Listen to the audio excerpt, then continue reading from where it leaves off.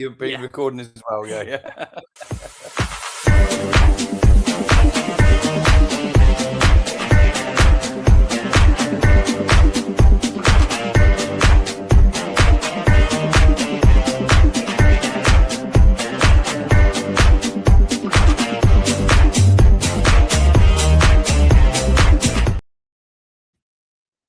Welcome back to another edition of the podcast, and tonight is a match reaction to Boreham Wood's 3-1 victory over York City. So York City end their 24-game undefeated run away at Boreham Wood. What a win for Boreham Wood, by the way. I think in the last couple of months, there's been a few performances that have been a little bit shaky from them in terms of results, but a statement win for them tonight. But as for York, a disappointing one, particularly when you see Rochdale winning.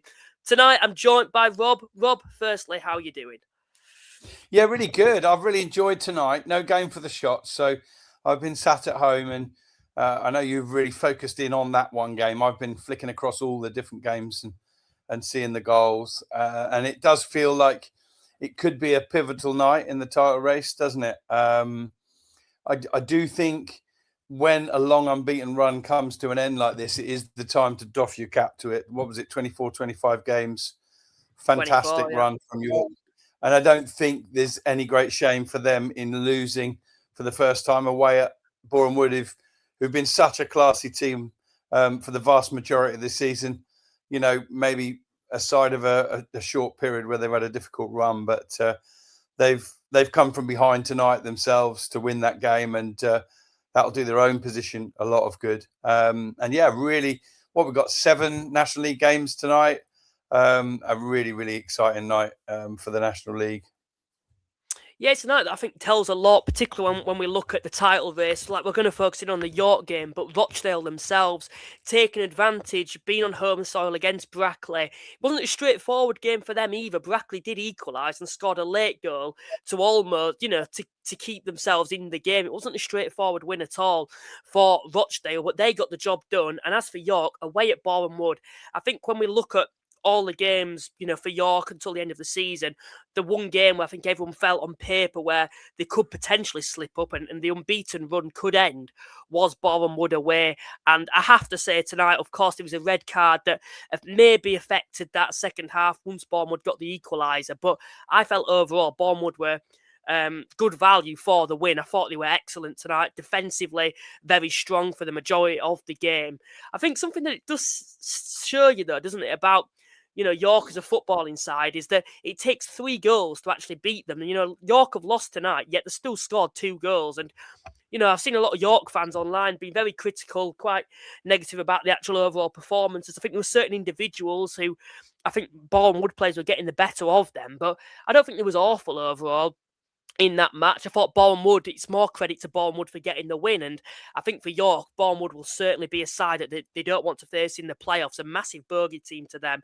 They've never actually defeated Boreham Wood before. No, all previous 6 games between them have ended either 1-1 or 2-2. And of course, the 3-2 in the end isn't far off a 2-2, but it's a crucial difference, a crucial goal. Maybe you can give an opinion if you saw it on Josh Stone's first yellow, because I didn't, but I did see the second, and he gave the referee a decision to make there. For me, you can't go charging in like that when you're on a yellow card. I don't know about the fineries of the contact and all the rest of it like that. You just can't afford when you're on a yellow card to go in like that. So bit of a silly one from Josh Stones. And fair play to Boreham Wood for getting it done. It seems likely that their place this season is going to be in the playoffs. That is a superb achievement if they make it, which they look set to do. Their first season back in the division. It's just under 12 months ago, probably 10 months ago, I was sat at Meadow Park watching them come from 3-1 down with 83 minutes gone to beat Dorking in the playoff eliminator. They then went on to, of course, win at Torquay and go through and win the playoffs. Incredible how far they've come in such a short time, and they've taken on the league's most potent side tonight in York, and they've outscored them. they found a way. York are generally scoring 3 goals a game, aren't they? Minimum. Tonight they've been kept to 2 and conceded 3, and you have to doff your cap to Luke Garrard and his team. You certainly do. Just on that challenge, though, overall, I know you've seen the second one there. Josh Stones has certainly been the talk of the town, I suppose, at York at the moment. When you see him, the coverage he got with that goal at Scunthorpe, but he must be so disappointed. With that second yellow, I don't think anyone can dispute that. It was a stupid challenge, particularly at that time in the game. When you look at Boreham Wood at the time, I think it were 1-1, and for York, just losing momentum, particularly after that. I look at the changes that they made when the red card happened. For me, overall, I wouldn't have an issue with that. I wouldn't have put that on Maynard. I think they had to be made. And for me, I just think Boreham Wood got the better of them. Particularly, I know Jeff King came off, but I felt Abdul Malik was getting the better of him throughout the 90 minutes. And he was a menace tonight. I know he created one of the goals and some of the moves as well, particularly Boreham Wood's second goal was a great goal. I don't think that was poor defending from York. I thought the second goal for Boreham Wood was brilliant. I think it was unavoidable to a certain extent. And, for me, Boreham Wood, they're such a well-balanced team overall. They're very strong defensively, which they always have been. They've not lost that, but they've added so much going forward as well. They've got so much quality on the attacking side of things. Zach Brunt, you've got Abdul Malik, Rush, and defenders are popping up with goals as well. Of course, Cox scored tonight, O'Connell scored tonight as well. For me, Boreham Wood were excellent, but as for York, it's a damaging result, I suppose, in terms of the title race. It's not over yet. It certainly isn't. It's far from over. We've still got 10 games to go, but Rochdale must be buzzing with that tonight. Just when you felt maybe York was starting to take control of the title race, they've slipped up tonight, and Rochdale have took full, have exploited that, and have took all 3 points. For me, overall, yeah, they have. I mean, it's been very much a 2-horse race for a while. But the little moments in recent weeks have gone York's way. They've continued to win while Rochdale, I think, drew 3 times, didn't they? So it's Rochdale's night tonight. They prevail. They are top again by 2 points, and they have a game in hand. From the neutrals' point of view, of course, we hope it goes right to the wire. And as long as there's no more than 3 points between them going into that last game, that last day of the season, then we could have one of the most brilliant climaxes to the season ever. Rochdale's job, of course, will be to try and get it done before that night, so that I have an unassailable lead. York's job is to just make sure they're within 3 points. They do have the better goal difference at the moment, don't they? I think it's a reasonably considerable one as well.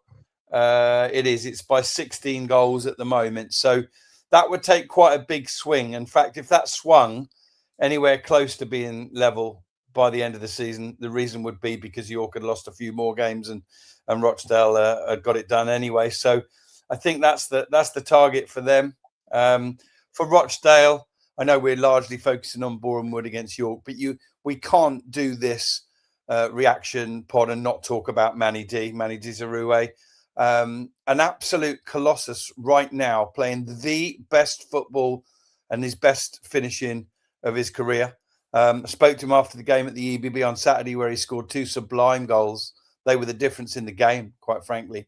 And tonight he's scored 1 brilliant goal again. Lovely through ball from Ryan East.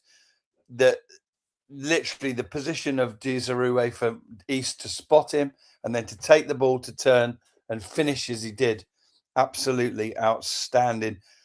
19, 20, 21 and 22 goals for the season on Saturday and tonight. And I think that puts him 7, I think, behind Ollie Pearce, who scored 1 tonight. So Pearce will be on 29 and Desirue on 22. And Desirue, the way he's going, Manny D, 2 goals a game at the minute. He'd be looking to reel Pearce in by the end of the season, won't he? Yeah, I suppose a race of their own for those two. strikers at the moment. Get your comments in, guys, supporters of all National League. Get your thoughts on the games that have gone ahead tonight. Of course, a significant game week. We may touch as well on Southend slipping up. A great evening for me as a Halifax fan. It certainly opens the door again, although Southend have climbed into the playoffs now with that game in hand, but slipping up at home to Truro. We've had John in, who of course is a Carlisle fan. He still feels that York will win the title this season. I'm going to ask you this, Rob, as well, on tonight as well. Has your opinion changed at all? For me, overall, mine hasn't. I actually still think York will win the league. I think this was the game where I felt there was potential for them to slip up, and they have done. But I look at York's remaining games until the end of the season compared to Rochdale. I'd still fancy York, particularly considering that goal difference. Like I've said, Boreham Wood deserve a lot of credit, and it's a bad night for York, but I think the reaction's going to be what's more important. What about yourself? Yeah, it would make for a better podcast right now if we disagreed, but I know from the comments we exchanged before we went on air tonight, we both feel exactly the same. I think our hearts are slightly more preferring Rochdale to win the league for a plethora of reasons, probably different reasons. And our heads still say that it's slightly more likely that York will. There has been a swing tonight. It's if you start with 50-50, maybe it was 55-45 before the night for York, and now it's swung back a little bit, maybe 52-48. Do you know what I mean? I've looked at the run-in they've both got. I think Rochdale's is slightly tougher, and I think a good point that Joe Pope off the line blog made in a pod 3 or 4 weeks ago. I think the potential for Rochdale to draw games is probably higher for that to potentially happen more frequently than York to lose the odd game. I mean, they've lost one in whatever it is, 25 today. I think most weeks York are going to win a canter. And Rochdale, they have the nous, they have the defensive ability, they have Manny D up front. They do have the ability, as I saw on Saturday, to kind of react within a game. How is tonight going? How is this afternoon going? What have we got? What do we need to do? And they're pretty good. Their mentality is pretty good. But York, I think, will be driven a tiny bit harder from the pain of getting 96 points last year and not going up, with the knowledge that they could easily get over 100 this season and still not go up. It's just crazy, really. What we have got strengthening here yet again is a massive strengthening of the argument for 3 up. I think we're going to see, like we did with the Notts County Wrexham season, 2 teams with over 100 points. And I think the argument slightly went under the radar a bit because Notts County won those playoffs, didn't they? But if one of these 2 teams gets over 100 points and doesn't prevail via the playoffs, then kind of makes the English pyramid a bit of a laughing stock, doesn't it? It does. I know even last time Notts County got promoted, those 2 were so significantly better than the rest of the division. A bit like this season as well. And Notts County, in both games for them, came very close, to losing. It took a last-minute equaliser, ironically, against Boreham Wood just to send it to extra time in the semi-final. And it was a similar situation against Chesterfield. So for whoever it is, York or Rochdale, that don't get promoted automatically this season, the playoffs aren't going to be straightforward at all. And that's what's going to be more painful as well, for even if second place does get promoted this season. Someone said it will go to the final day. It could very well do. I actually think tonight's result helps that case for me overall. It's not necessarily, like you've said, it's not necessarily, I think, Rochdale are going to lose many games until the end of the season. There's a lot of games where I could see them dropping points compared to York. We see York, and of course they've lost tonight. Rochdale have won, but York are thrashing teams at home. Rochdale are getting through games, the most games, just about. They're the better team, they deserve to win, but there's also potential for them to drop points, I feel, particularly when I look at some of the games. You've got Scunthorpe away, Southend away, who will be chasing the playoffs. Even the likes of Braintree away from home, second to last game of the season. That could be a tricky one if Braintree, are wanting to survive. We've also had in tonight Ryan, who said big night in the league, great result for Boreham Wood, massive result for Sutton away at Hartlepool, and special mention to Truro on their terrific point away at Southend United. Yep, Truro, I think a lot of people are saying pretty much down now, but what a great result for them tonight away at Southend. I didn't watch the game, but in terms of Southend's race for the playoffs, we've seen Hartlepool recently improve. I believe they may have slipped up tonight. I believe so. Oh, no, yeah, they have against Sutton at home. It's not helped their case, but as a Halifax fan, it's been a brilliant evening tonight in terms of the race for the playoffs. Yeah, it has. Although I keep looking at that table and whether it's Halifax or Hartlepool or Solihull or any of the teams that are outside that top 7, I do think Southend's games in hand is giving everybody a little bit of false hope. I don't have any doubts for me that over the course of those 4 games in hand, they'll pick up enough points to give themselves what would effectively be a 6, 7, 8 point lead at this stage. I just don't see them giving it up, really. I completely agree with you. If I was a Halifax Town fan, it's the best thing that could happen tonight that Southend have lost, and obviously Hartlepool losing as well is also, it strengthens the chance of you finishing as high as you possibly can. But yeah, I do think, ironically, I think Southend, they're going to prevail, and they're going to be, like you and I both again said, they're going to be really difficult to beat in the playoffs if they get there.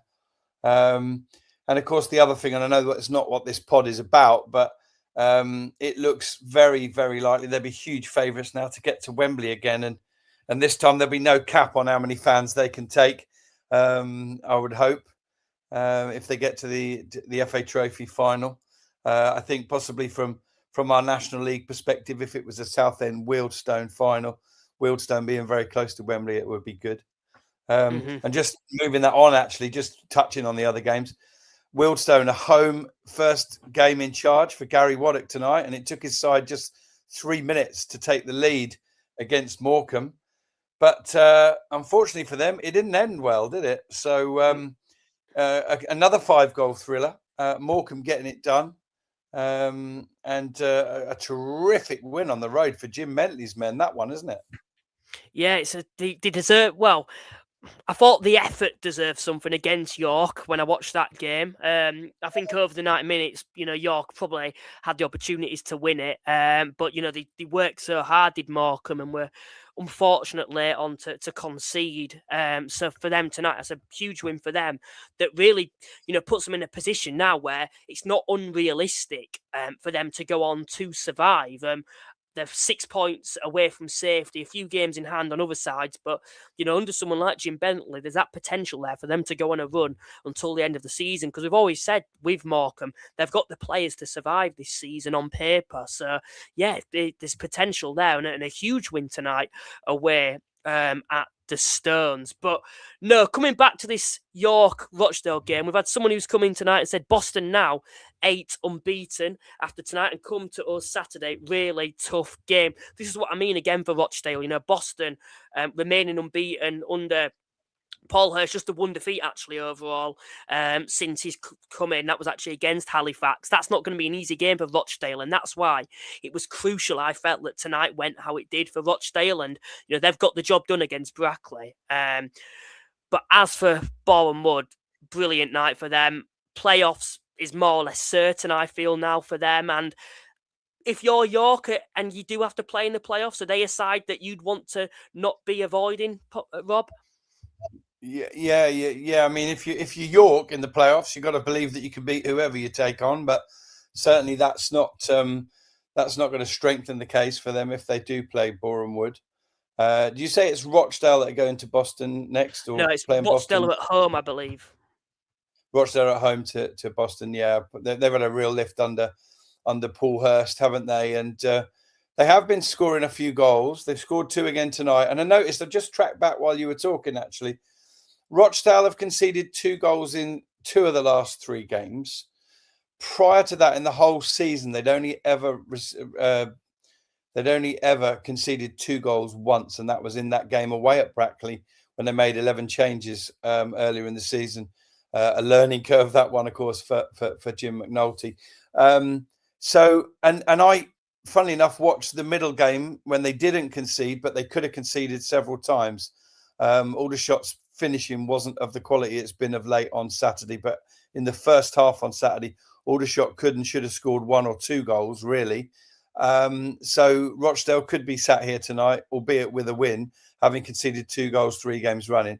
Some might say that's hypothetical because they didn't, but they've conceded twice for the second and third time in the last 2 games. Boston have got a good ability to score at the minute, particularly with Curzons. I don't know if you've seen his goal tonight, an absolute lash drive from just around the edge of the box, high into the roof of the net. And I think he's got 7 goals in 7 games now for Boston. So yeah, they won't be easy. I don't think any of the remaining 10, 11, 12 games that the sides have got, no one's going to lay down for them. They're going to have to earn it week in, week out. We've had Shah in tonight, of course. She'll be happy, I suppose, after Rochdale's result tonight, defeating Brackley as well. Someone said Rochdale guaranteed playoffs. York need 2 points. Yeah, you've got that to think about, I suppose, at the moment. But now, for me, overall, a great evening for Rochdale. I think there's going to be lots of twists and turns until the end of the season. I don't think it's done yet. But do you think it's a case for you now, Rob, looking at York, where they can't afford to drop any more points until the end of the season when you look at their running?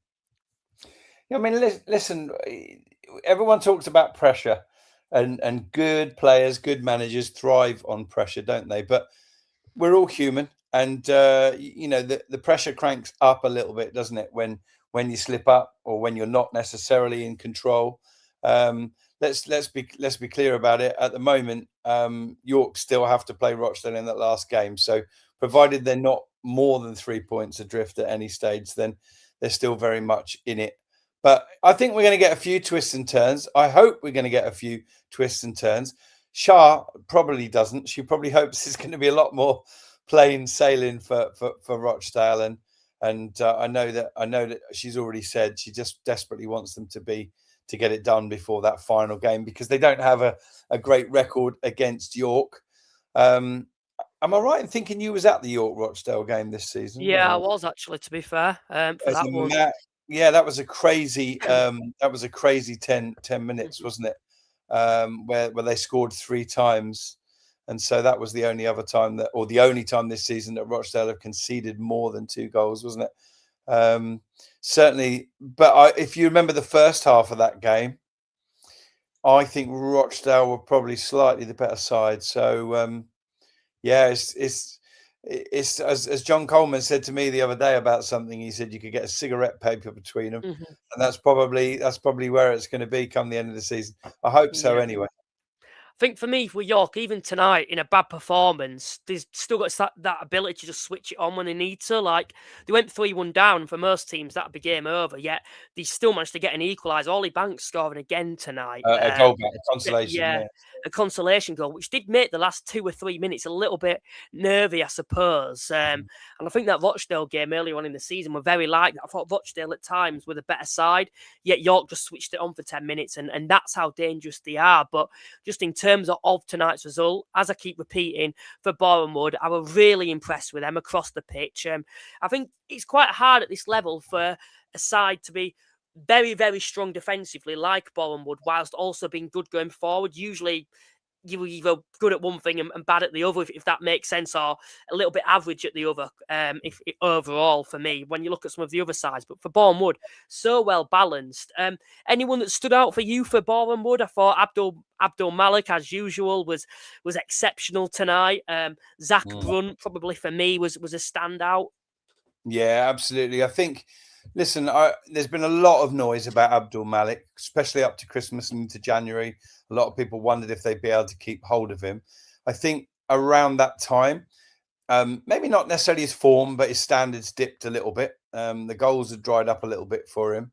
He's started to come through again right now. I think he, as you said, he had the beating of Jeff King, and I think Luke Garrard realised that and took Jeff King off. One thing I would say about Boreham Wood defensively, they're doing okay. They have conceded 2 again tonight. I think they missed somebody who's been out. I think he's got a little niggly injury. I'm not 100% sure, but and I looked around that time that they lost a few games, and Callum Reynolds wasn't playing. He wasn't playing tonight either. I think you've got you said Cox in there, and the one who scored, whose name escapes me right now, O'Connell, and then Chris Bush. Chris Bush is your big, strong, kick it, head it, and take some nice long throw-ins centre back as well. He's very, very experienced. He's like holding it together as best he can back there. But I'm not sure what the situation is with Callum Reynolds. I think for Boreham Wood coming towards the end of the season, particularly when they get to those playoffs, they would want his nous, his experience, his leadership, and frankly, his ability and his experience in the playoffs. We talked about it before, haven't we? How he's been in those playoffs more than any other player across the last 10 or 12 years. So, yeah, they're doing okay. They've had a couple of injury issues, Boreham Wood, nothing huge. As we've said all along, if they had 5, 6, 7, 8, 9 players out, like some of the teams have, they would really struggle to put out a high quality side. Yeah, I totally agree. You know, we spoke about depth. That's one thing for Boreham Wood. Like a lot of sides who haven't got the same budgets as sides around them, that could be potentially the downfall for them. But as for tonight, brilliant win for me overall. When you look at Boreham Wood, pardon me, you're not still full of cold, as everyone's aware. I was going to say you're full of cold. That was me a week or so ago, wasn't it? But yeah, just one or two other games tonight. Just mention really, really quickly if we can. Yeah. I know we're largely here talking about the other one. I wanted to mention a goal scored, probably the best one of the evening in the National League tonight by Ryan Jones of Yeovil. Joe Pope off the line blog was at the game. He put in our WhatsApp group, "Oh my word, what a goal, Ryan Jones!" And I then replied back to him and said, "Don't tell me mazy dribble and cool finish." He said, "Yep." And now I've watched it, and it's exactly that. Ball played out to him on the left wing. He kills it dead, touches inside, gets away from his man, weaves round 2 or 3, and then finds a good finish. And that's the quality that Ryan Jones has got. Skura got a second, following up an effort on goal that was cleared. And Yeovil got the job done tonight. It's a big win for Billy Rowley's men. Yeah, that's a precious three points for them, because they're one of 8, 9, 10, 11 teams that are looking over their shoulder. And they won't be enjoying seeing the likes of Morecambe particularly and Sutton getting those wins tonight. It just brings those teams that are 5, 6, 7 points up the table back into it, doesn't it? And they've got to go again on the weekend and get their points. Yeah, it certainly takes the pressure off them. You know, Yeovil aside, who are well aware of, slipping into relegation, potentially over the course of the season. They've never really looked like going down when they last dropped down into the National League South. But a great win for them tonight. I think that's 2 wins on the bounce in the league for them. Now they face Scunthorpe, I believe, on Saturday. One final thing on the Boreham Wood York game before we probably will wrap things up. Fagan Walcott was a player that didn't start tonight. Do you think that made a difference to York? And you think in the upcoming weeks having him back will be a major plus? Because I think York overall defensively have looked pretty good. I don't think Jeff King's looked out of place, although we were loaned out to Boreham Wood early on in the season. Tonight, potentially, I thought Abdul Malik probably had the better of him, like he has the better of most fullbacks in this league. But potentially, having him back in the side, Fagan Walcott, maybe as a centre-back or even as a fullback alongside Johnson and Williams, I think that would be a major plus to them. Yeah, it would. I'm just looking at their team for tonight, wasn't it? Kitchen left-back, King right-back, Williams and Johnson in the middle. Fagan Walcott is a class player at this level.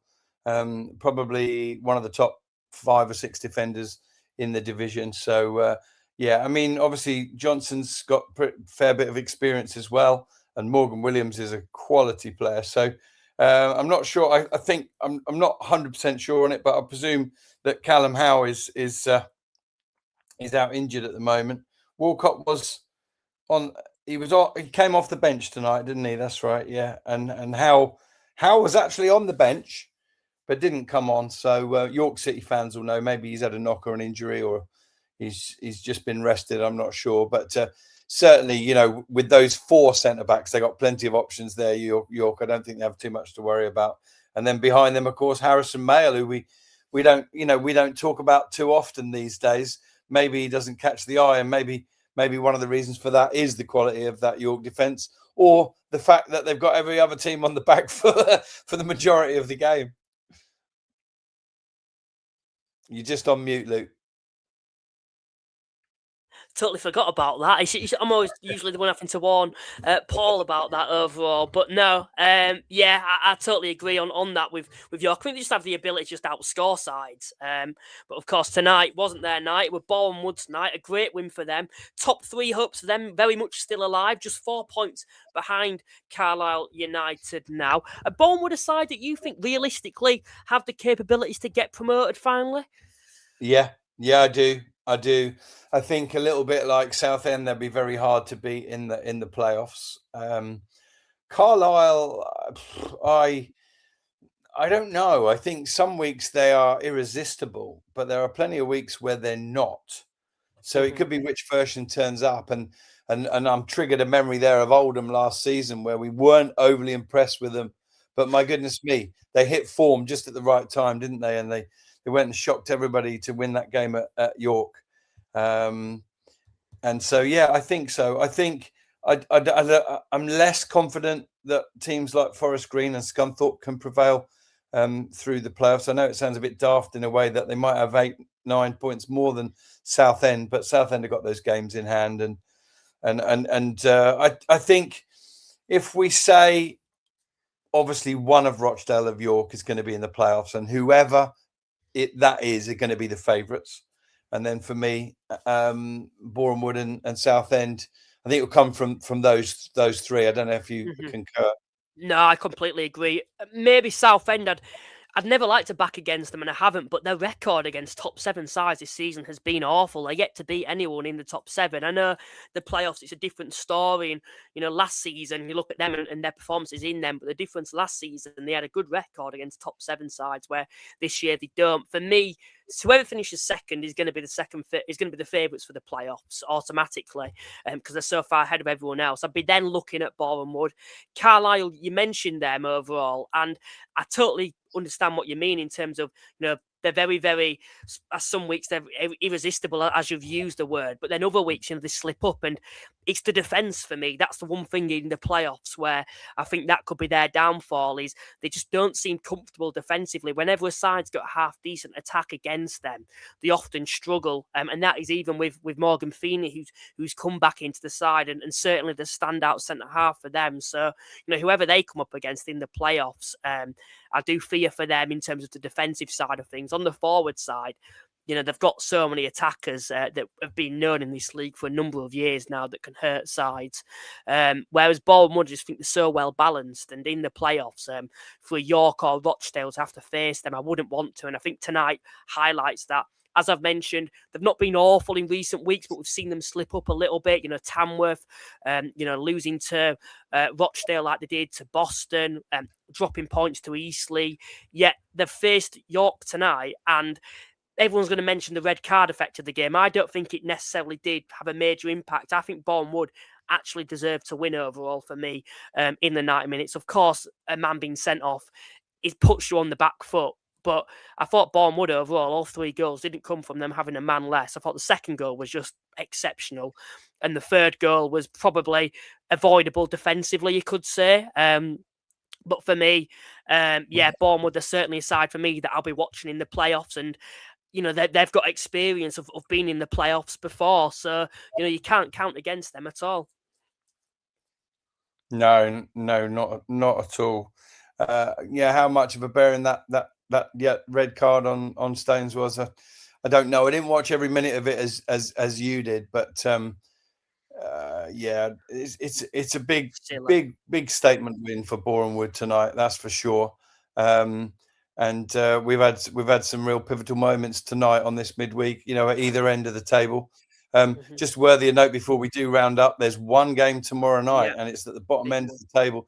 Braintree and Gateshead is big for so many reasons. From Gateshead's point of view, yes, they're a little bit adrift, but they've got some games in hand. If they can win that, then they close to within. They'll close to within 4 points of Braintree themselves. And if Braintree win, it'll put the fear of God on about 7 teams above them, because they then will close the gap to Brackley Town, who are on 36 points. And they'll chop 3 points off the safety barrier that all those other teams have got tomorrow night. Ironically, with their goal difference, Braintree will possibly, even if they beat Gateshead tomorrow, they'll probably still be in the bottom four, but they will have closed to within a few points of several teams. I think as well, something to note about Brackley until the end of the season. Some of the sides they've got to play. Boreham Wood away on Saturday. They've got York City to play. They've got Forest Green Rovers, Scunthorpe, Carlisle. That's 4 of the top 7 still to play until the end of the season. Compared to Braintree, who I do think have got a reasonably slightly better run themselves until the end of the season too. Of course, 2 huge games for them. 3 games that are huge in Gateshead, Wealdstone and Morecambe, all coming up in the space of the next 10 days or so. Rob, I think that more or less wraps it up tonight. Thank you very much for joining me to speak about the York Boreham Wood game, but also reflecting on results elsewhere too. Yeah, thoroughly enjoyed it. I love having a midweek at home and not having to travel, and just have a nice little break before the games come thick and fast again, starting at the weekend. It's a brilliant National League. It always is. We always get loads of goals. I don't know if you noticed tonight in the 7 games, within about 23, 24 minutes, 6 of them had goals in. Clean sheets were going for a Burton yet again. And it's the same thing every time. So many teams in the 24 are still involved in something. And that's what makes it such a great league. Thank you to everyone that's tuned in tonight. Please remember to like and subscribe. We're trying to get to 3,000 subscribers by the end of the season, by the end of the playoffs, I should say. Now, I feel overall that is realistic. It's going to be a big ask, but we need everyone who's watching this to subscribe. So please do if you haven't already. And remember to drop us a like. Check out NL Full Time as well, just to mention. Where can people find your podcast? Yeah, just on any podcast platform, just put in NL Full Time. I don't know if you've caught it. I know you did reshare it. Thank you. But our podcast from the weekend's games had a record amount of audio. I think we heard from 8 different players, managers, reporters, whatever. Another brilliant weekend of action. Manny D, we had a good chat with. Bobby Grant as well. Yeah, that's available on any podcast platform as well. And if you do just follow or subscribe, then as soon as it comes out, sometimes late on a Sunday night, sometimes on a Monday morning, you'll get a notification.